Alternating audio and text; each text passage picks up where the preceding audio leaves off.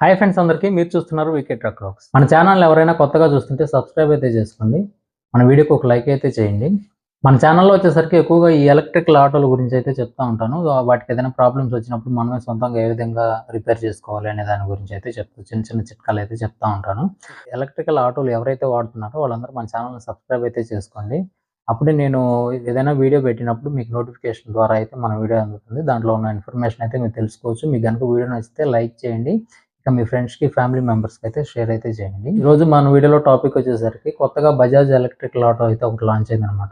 ఈ electrical auto గురించి అయితే ఈరోజు మనం దాంట్లో ఉన్న స్పెసిఫికేషన్స్ అనేవి ఏంటి?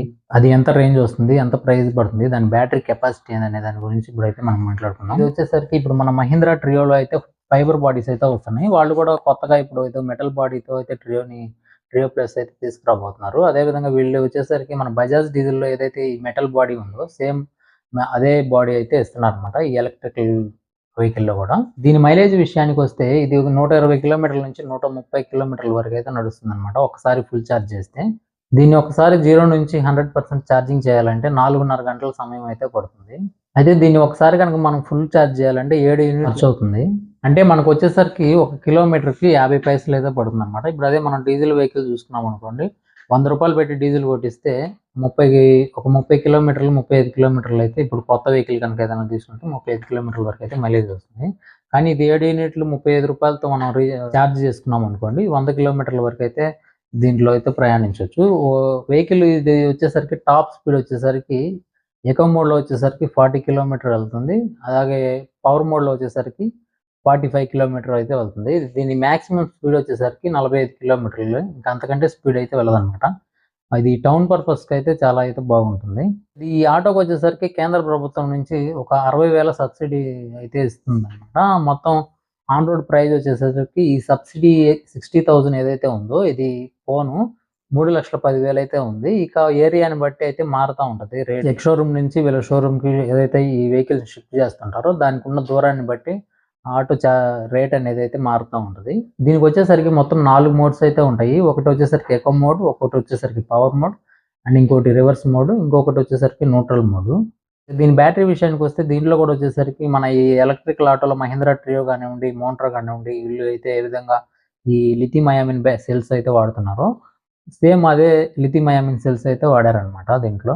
కాకపోతే వీళ్ళు వారంటీ వచ్చేసరికి 60 నెలలు అంటే ఒక 4 సంవత్సరాలు లేదంటే 1,20,000 కిలోమీటర్లు అయితే వారంటీ ఇస్తున్నారు. అంటే ఇప్పుడు 1,20,000 4 సంవత్సరాల కంటే ముందుగా 3 సంవత్సరాల్లో తిరిగేశారనుకోండి అప్పటికి వారంటీ అయిపోతుంది. లేదు 1,20,000 తిరగలేకపోయారు, 1,00,000 కిలోమీటర్లే తిరిగారనుకోండి 4 సంవత్సరాలకి, 4 సంవత్సరాలకి ఆ 1,00,000 కిలోమీటర్లకి వారంటీ అనేది అయితే అయిపోతుంది. దీంట్లో వచ్చేసరికి స్పెషల్‌గా ఏంటంటే హిల్ అసిస్టెంట్ మోడ్ అని ఒకటైతే తీసుకొచ్చారు వీళ్ళు. ఇదేంటంటే ఎత్తైన ప్రదేశం ఎక్కేటప్పుడు అంటే ఇప్పుడు ఏదైనా ఫ్లైఓవర్ ఎక్కుతున్నాం అనుకోండి మనం. ఆ ఫ్లైఓవర్ ఎక్కేటప్పుడు ఏదైనా ట్రాఫిక్ జామ్ అయినప్పుడు మనం బ్రేక్ బట్టి వెహికల్‌ని అయితే ఆపుతాం కదా! అప్పుడు గనక మనం ఈ హిల్ అసిస్టెంట్ గనక మోడ్‌ని ప్రెస్ చేస్తే ఆ వెహికల్ అనేది మనకి బ్రేక్‌తో సంబంధం లేకుండా అలాగే నిలిచిపోతుందన్నమాట. వెనక్కైతే దొల్లదు.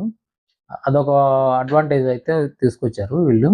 బ్రేక్ విషయానికొస్తే మనం వచ్చేసరికి బ్రేక్‌ని ఎన్ని సార్లు అయితే ప్రెస్ చేస్తా ఉంటామో అంటే ట్రాఫిక్‌లో వెళ్ళేటప్పుడు మనం సాధారణంగా బ్రేక్ అయితే కొడుతుంటాం కదా! అట్లా బ్రేక్ కొట్టేటప్పుడు కరెంట్ అనేది అయితే జనరేట్ అవుతుందన్నమాట. ఆ జనరేట్ అయిన కరెంటు వేస్ట్‌గా పోకుండా అది పూర్తిగా బ్యాటరీకి అయితే అందిస్తుంది. దాని ద్వారా కొంచెం మైలేజ్ పెరిగే అవకాశం ఉంటుందని అయితే కంపెనీ వాళ్ళు చెప్తున్నారు. ఇంక ఇది ఒక 120 నుంచి 130 కిలోమీటర్ల మైలేజ్ వస్తుంది కాబట్టి ఇది ఎవరికి పనికొస్తుందంటే ఏదైనా ఎంప్లాయీస్‌కి కానివ్వండి అట్లా ఏదైనా లోకల్ వైస్‌గా తిరిగే వాళ్ళకి మాత్రమే పనికొస్తుంది. ఏదైనా దూరం బాడిగలు ఎళ్ళే వాళ్ళకి అసలు పనికిరాదు ఈ వెహికల్. ఇదే కాదు ట్రియో వెహికల్స్ కానివ్వండి, మోంట్రో వెహికల్స్ కానివ్వండి. మోంట్రో వెహికల్స్ అయితే ఒక 150 కిలోమీటర్ల వరకు అయితే మైలేజ్ వస్తుంది.